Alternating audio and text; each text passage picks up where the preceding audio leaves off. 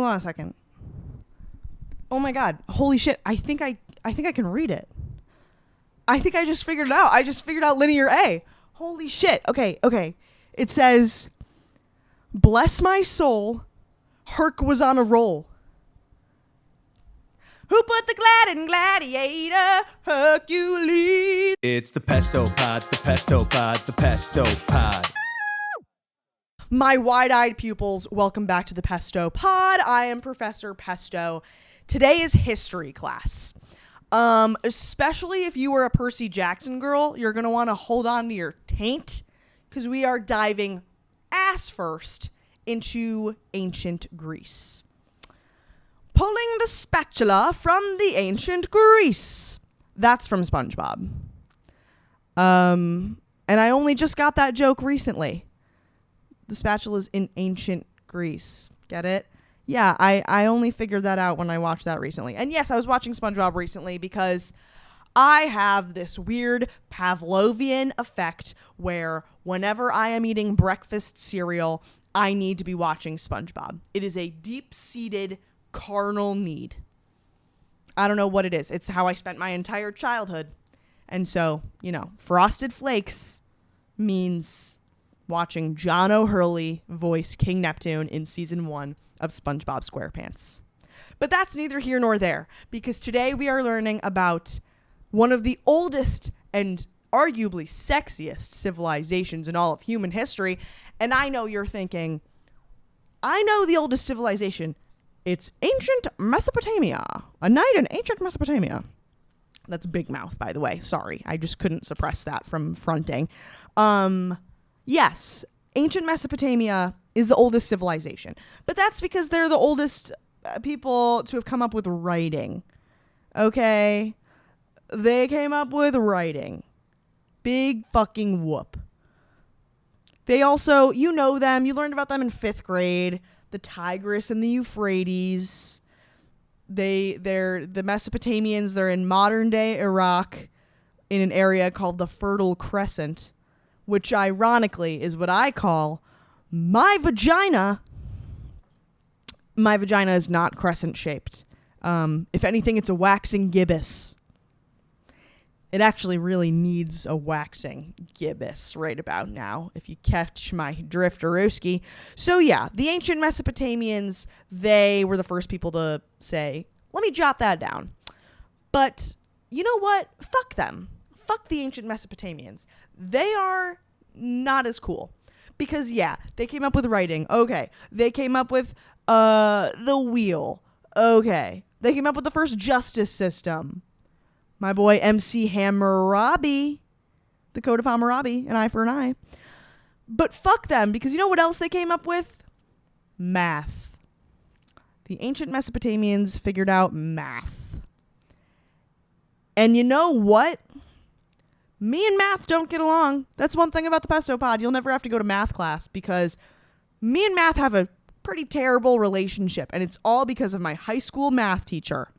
She was the cunt of the litter. She sucked. She hated me. She's the reason I need a calculator to figure out the tip at a restaurant. I won't say her name, but if I did, I would expect all of you, my loyal fans, to go and break her kneecaps. But I won't say it. Anyway, fuck her. And fuck the Mesopotamians. We're not learning about the Mesopotamians today. No. We are learning about the ancient Minoans, my favorite prehistoric society. I know what you're thinking. Okay, are these just the ancient Greeks? No, ma'am, they're not. Absolutely not, Diane. They're old as fuck. Ancient Greece, as you know it, like with Socrates and all those little string beans, that's like 500 BC. Okay?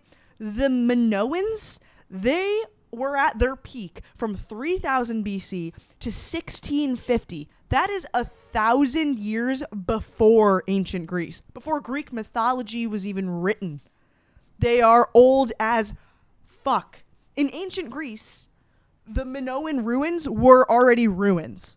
Like they were tourist attractions. People came and visited to go tour the Minoan ruins, because that's how old they were. In fact, I bet that in ancient Greek middle schools, they had to go on field trips to the Minoan ruins, just like how now every American 8th grader is shipped off to Washington, D.C.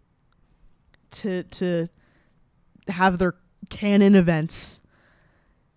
I know that there was a Greek middle school field trip. They're like, guys, please stop messing around. This is important stuff. This is important to our culture. It's going to be on the test.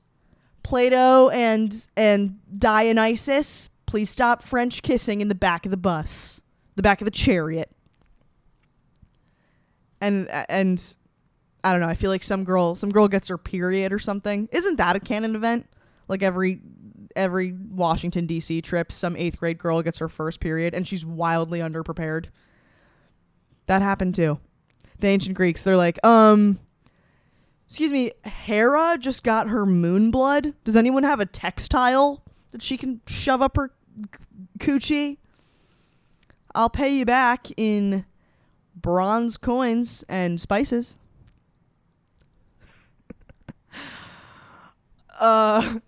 How much do I owe you? Let me just figure it out on my abacus. So fucking stupid. Anyway, I actually don't really know what women in ancient Greece did about their periods. Let's look it up. Women's periods in ancient Greece. Did they just like shove a rag up there, or were they like banished? Let's see.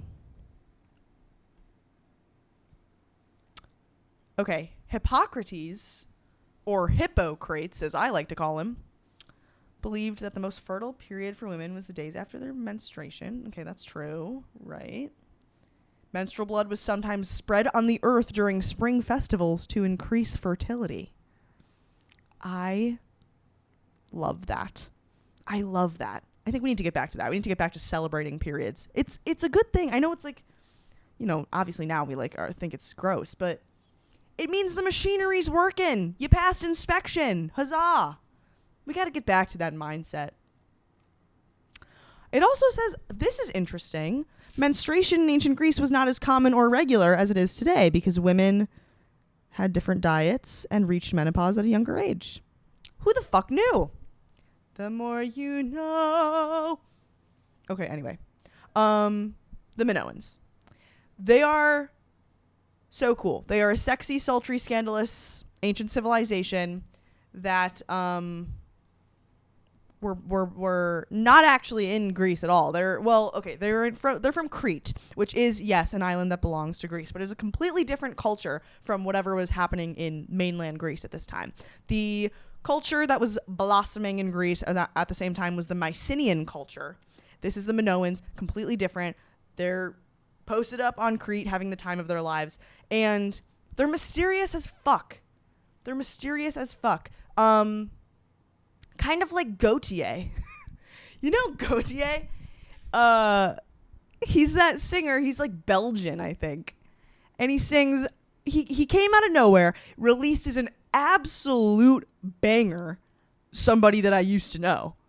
You didn't have to cut me off. Something and it feels so rough. Ugh, what a bop. And then he disappears. That's the Minoans for you. That's hilarious. And it's the truth. The Minoans. They reached their height. They were at their absolute peak of prosperity in like 1650 BC. That's when they were really cooking. And they were on the island of Crete. Their headquarters, their Times Square was at Knossos. Knossos is a little bit outside of modern day Heraklion, and that area had actually been settled for thousands of years before the Minoans, like by some Fred Flintstone ass unibrow Neanderthals. They think that humans have been at Knossos since 7000 BC. That's a really long time ago. And they know that because, they found artifacts there from that time. And let me tell you what those artifacts are. Pots and pans. They are pots and pans, ladies and gents. So boring. You know what? Every time I go to like an archaeological museum or something, anything about ancient civilization, and they're like, here's an artifact from ancient civilization. I don't know why I always expect it to be a mummy or something metal as fuck. And then it's always a pot or a pan. It's a vase. I wouldn't know if that's from 7000 BC or if that is from my doctor's office waiting room. I don't give a fuck about clay pots and pans. I don't give a fuck about terracotta. Jesus Christ. Okay, that aside though, Minoans, they're in Knossos. 1650, they build this palace. It's huge. And it's actually not a palace. That's the real tzatziki in the euro, Diane. It's not a palace. Nobody lived there. And they know this because, I learned this on my tour, they know that nobody lived there because there are no kitchens. There's no evidence of there being a kitchen, which I guess means, if you can't prepare food there, no one lived there. I need a kitchen to live somewhere. Where else am I going to make my marry me chicken? You know? So no one lived there. What did they do there? Great question. It's a humongous community center, essentially. It's huge. It spans like 3 acres, this palace. It's crazy. And it's got like grand staircases and courtyards. I don't know how they built that shit. That's what always freaks me out. Because I've also been to Stonehenge. And I was like, who the fuck built this? This big old block of stone? Who did this? Stonehenge. I don't trust it. But that's what they were doing, the Minoans. They built this huge complex. And why did they build it? Were they just sitting there with their thumbs up their butts? No, ma'am. They had religious ceremonies there. They had government activities there. Just no one lived there. But they were cooking. Don't get me wrong. And I know what you're thinking. Well, what kind of religion? What kind of government? I'm going to fucking tell you. They have a monarchy of sorts. But in any of the paintings or artifacts that they discovered, or writings, whatever, from the Minoans, there's no evidence of a king. Hold on to your barrel jeans, Mary Lou, because it's a matriarchal society. Ooh, yes. They are ruled kind of like a monarchy, but it's instead of one ruler, it's this board. It's this panel of elite high priestesses, because women in ancient Minoan society were in a much higher status than the men. How do they know this? Well, one of the most common artifacts that is recovered from Knossos is the fresco. It's a type of painting. It's like a painting mosaic hieroglyphic crossover. And in these frescoes, women are depicted a lot different from men. Men are standing there in loincloths, boring. The women dressed to the nines, serving cunt, boots the house down, gorge. The men are depicted as very dark-skinned. You know why? Because they're out in the fields. They're out doing the hard work. They're churning the butter. The women are depicted as very pale because they're inside. They're not supposed to be doing manual labor. They are worshipped. They're in there painting their nails and being girly pop. I love. And their religion was also pretty matriarchal, which makes so much sense because the earth, when you think about it, has a lot of divine feminine energy. Women are the ones pushing babies out of their hoo-has. And the earth has these crops. It's bearing crops just like we bear child. No fucking wonder we're going to worship women. And Mother Earth. I mean, the whole concept of Mother Earth is that Earth is a woman, Mother Gaia. And that's exactly what the Minoans did. They had a mother goddess, one goddess. This is pre-Greek mythology. They don't have a bunch of gods and goddesses and deities and whatever, and demigods and Danny DeVito dressed as a half-hooved fucking little deer man. They have one goddess, the mother goddess. And she's so sexy. She rules the air, the earth, and the sea. And I mean, when you think about it, that she's, they're praying for fertility in all aspects of the word. So she's depicted as big old titties and hips that do not lie, she's so sexy and plump because that means you're more fertile, right? More curvy. You're a sexy mother goddess, size 14, plus sized burger queen. Which one time somebody called me, not that whole part, just the last part. I was on TikTok live, which I never do. I just decided to do it once. And someone in the comments called me a plus sized burger queen. Brutal. But hey, the Minoans, they're helping my self-esteem because every time I feel shitty, me and my love handles, we would have been lusted over in the Minoan society. They would have loved me. So yeah, sure. When I put on a slip skirt, I look like you just put a condom on a can of Campbell's soup. But I'll be damned if the Minoans wouldn't have been lining up for a piece of my wop. And I'll stand by that. Here's something else kind of fun. One of the most famous artifacts that was discovered in Knossos is this little figurine of the mother goddess. And of course, she's like so sexy and curvy. Her tits are out. She's full free in the nip. And she's holding 2 snakes. Now, yes, snakes are very prevalent in many different religions. Christianity has a snake, Adam and Eve, blah, blah, blah. But I don't know about you. The snake resembles a pretty phallic member of the male anatomy. The Johnson, the dong, the schlong, the pecker, the Philly cheesesteak. And here she is, this sexy, chubby mother goddess, and she's holding 2 snakes and she's crushing them. Sorry, that's amazing. That's baller. That's metal. I want that tattooed on my fupa. Jesus. And here's something else really, really cool. This mother goddess that is like the whole center of Minoan society, historians don't know her name. They don't know what she was called. You know why? Because we cannot decipher Minoan language. There are 2 languages that have been recorded. They're on like tablets and shit that was excavated from all the archaeological ruins. There's 2 languages, Linear A, Linear B. Linear B, I think, has been partially deciphered, but they cannot crack Linear A. They can't figure it out. The smartest historians in the world for hundreds of years cannot figure out the Minoan language. Then again, they've never tried me.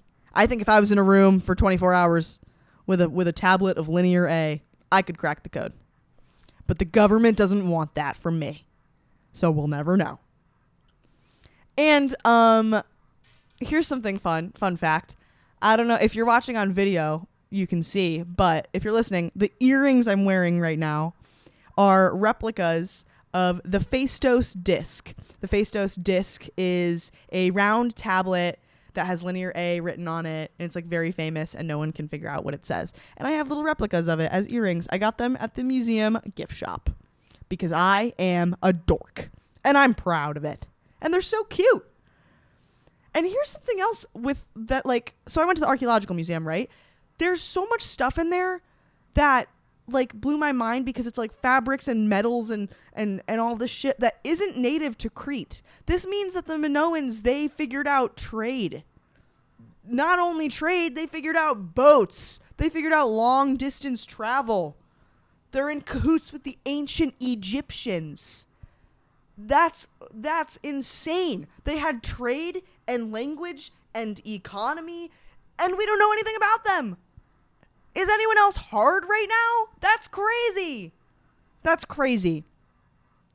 And then here's something that here's what I find so interesting, and I could like yap about this forever. So, okay, 1350 BC, Knossos, as we know it, like the giant palace of Knossos, is destroyed in a fire. They know this because I guess like some of the newer rocks in the construction are like charred, I guess. So they know that a fire was like the last thing that happened. And then over the years, you got this like these ruins, they're caving in. There's all these earthquakes. So over the years, Knossos kind of becomes buried. It's underground a little bit. And then when you think about it, like hundreds of years later, we got now we're in ancient Greece. We got my boy Homer. He's writing the Iliad and the Odyssey, and he's spewing Greek mythology out of his butthole. And when you look at these ancient Greeks coming to Crete and seeing this like complex palace that is underground, they assume it's supposed to be underground. It was built underground on purpose. And this is where we have the myth of the labyrinth. This is the first time the labyrinth is ever mentioned, because they think that the gods left this labyrinth for them, which makes sense. That's what they're seeing. Like, okay, so they think it's a labyrinth, and this is where we get the myth of the Minotaur. If you don't know the myth of the Minotaur, sit down. I'm going to tell you the lore. King Minos, he's the ruler of Crete. This is the myth. This isn't real. King Minos, he's the ruler of Crete. His wife fucks a bull. Don't ask me what's up with that, or how that is physiologically possible. Seems like it hurt though. She's a real champ for that one. She gives birth to the Minotaur. It is half man, half bull.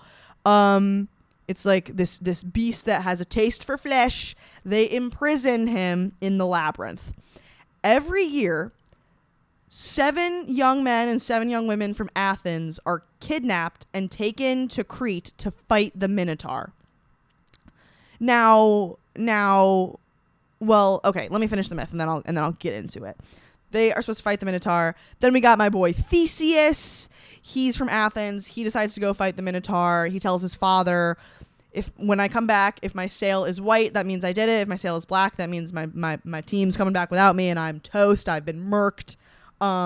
He goes to fight the Minotaur. He falls in love with King Minos' daughter. King Minos' daughter gives him like a ball of string. Weird engagement present. He uses that string to find his way out of the labyrinth. He slays the Minotaur. He's a hero. We love him. Woohoo. He goes back to Athens. He forgets the little promise he made about the sail, so he flies the wrong color sail. His father, whose name is Aegeus, sees the black sail, thinks his son is dead, is so sad, throws himself off a cliff into the ocean, and now the sea that Crete is in, the sea that that Greece borders, is called the Aegean Sea for Aegeus. That's the myth. But let's think about this, like why this was written, because it's all based, like, it was written to explain things that were already happening. So there's some history behind it, right? Okay, I'll tell you. In Crete, they were enslaving people from mainland Greece. So that makes sense why they thought that there's this monster in Crete, because every year their youngins get taken away and they never come back. So they assume they're being taken away to get eaten by this creature, when in reality they're probably just being enslaved and worked to death. Big bummer. There's also okay, so they get there, the place is underground, so that's why they think there's a labyrinth. But then also there's earthquakes. There's tons of earthquakes and the earth shakes and there's all these loud noises. So that's why they think there's a beast underground. They think, oh, that's the Minotaur. He's hungry for the flesh of the little boys and girls. But the earth's just shaking. But they don't know that because they're from ancient Greece and they're head empty. Minos, King Minos, is actually kind of real. But we know now that it's not so much one person as it is a title for the ruler of Minoan society, and we know now that it is not a king. It is a series of chubby, sexy high priestesses. Also, why did they think that the Minotaur? What's with the half bull thing? Like, why did they think there was like this half bull critter down there? And it's because in like the Minoan ruins, there's a lot of bull imagery. There's like a lot of bulls painted in the frescoes. Bull leaping is depicted in the frescoes, which is a sport that they did where literally a bull charges them and they jump over them. I don't know. This is before the New York Times Wordle, okay? There's not a lot to do. They had to keep busy. So, yeah. Also, the whole palace is kind of built with like this bull horn architecture. Like these horns are all like sticking out. I can't explain it. And there's also historians have suggested that maybe like those sexy high priestesses wore some sort of like bullhorn headdresses or masks when they performed sacrifices, like human sacrifices. So, okay, this person dressed as a bull is killing your kid. Like, yeah, no wonder a myth was created where there's like a half bull eating people. Makes sense, right? It all ties in. I love that. I love when it all comes together. I love a legend.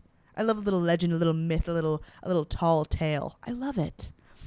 But let's jump to the excavation of Knossos. We're going thousands of years in the future. It's like 1850 something. I don't know dates. But this dude, he's a Cretan dude. His name is Minos Kyrinos. His name being Minos has literally nothing to do with King Minos or the Minoan society. It's pure coincidence, which is a little fishy.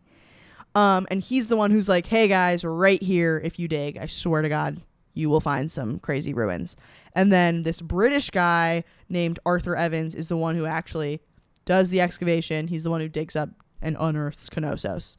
And he did it all with his own funding, which is also fishy. Where's he getting this coin? You know? I don't know. But Arthur Evans is pretty controversial because he made a lot of irreversible changes to Knossos, like the ruins. He got rid of a lot of stuff that they think they shouldn't have gotten rid of. He replaced a lot of parts with concrete. Fuck yeah, concrete. He like painted over some stuff. I don't know. People don't love him. And I heard a little rumor. My tour guide said that there's like speculation that he had this assistant who was like going crazy and was an alcoholic and who destroyed some artifacts. And then he was imprisoned in an insane asylum where he died. And we would have no idea what he might have destroyed. So that's some lore. That's some lore right there. But yeah, I went to Knossos. Story time. I went and I saw the ruins. So cool. You can go. You can walk around. I would definitely say to use a tour guide because it kind of just looks like a pile of rocks. And so I think you really need a tour guide to tell you like why everything's significant, because I would have been like, oh, a pile of rocks. But then the tour guide was like, this pile of rocks was a gift from 80,000 BC from King Pee Pee Poo Poo. And it was very helpful to have her there. Also, our tour guide was so cool. So cool. If you watch Big Mouth, she kind of gave me Mona vibes. Like she had this pixie cut, but she pulled it off and she was wearing the coolest outfit. And she was like maybe 50 or 60, but her skin was beautiful. She was so cool. I wanted to ask her, like, what's your secret? But I contained myself. She was so cool. And she told us she has given tours of Knossos to celebrities. She was so badass. She's the one that gave me the tour. She said a lot of what you see at the Knossos site is like replicas of things, but all of the real artifacts are in the Archaeology Archaeological Museum. So obviously I went there afterwards because I learned about all this stuff and then I wanted to see it in real life. And I was like, period. I love seeing super old statues of women with their tits out. I love it. So that was the time of my life. And the tour guide told us, this is kind of cool. So she was saying like bulls are not native to Crete. So how come this whole like culture had so much bull imagery? Why is it so bull centric? And she said that at the time of the height of Minoan society in 1650 BC or whatever, the most visible constellation at that time was Taurus, the bull. So they like take that as like a symbol of the gods. Whoa, sorry, I just hit puberty. They take that as like a symbol from the gods, like, oh, the god is a bull. Like, that's so cool. And I heard her say that and I was like, that sounds like a lot of mumbo jumbo. How do we know that? I don't know if that's true. And she was like, well, the most visible constellation during the time of Jesus was Pisces, the fish, and a very recognizable symbol of Christianity is the fish. Fish and loaves. Jesus gave out fish and loaves, which is true. In my fucking Catholic elementary school, in preschool, we had to make like crafts of like little fish and it said Jesus loves me. So that's kind of cool. I love when things are based in the stars, celestial origins. I eat that up, especially when you get those fucking crazy Christians who are like, I don't believe in that voodoo mumbo jumbo bullshit. I'm like, babe, your whole religion's based on the stars. Fucking get over yourself. But there was also a ton of other really cool stuff in the Archaeological Museum. I already said paintings and statues and jewelry. And at Knossos, they had a sewer system. They had a functioning sewer system. In 1650 BC, they had a functioning sewer system. They pooped and flushed Let me know. Let me know how the fuck they figured that out. They had a theater at Knossos. There's a theater that sat 400 people. Huh. There is evidence that they domesticated bees. They were beekeepers. They're so cool. The Minoans are so cool. They were the blueprint. Truly, they're the blueprint, and we could learn a thing or two from them. Such as, it's time we start worshiping women's fertility. Because maybe then I wouldn't have gotten a breast reduction and instead would have a seat in Congress. Or something. But now we'll never know. Before we end class this week, does anyone have any questions? Let's check Instagram, shall we?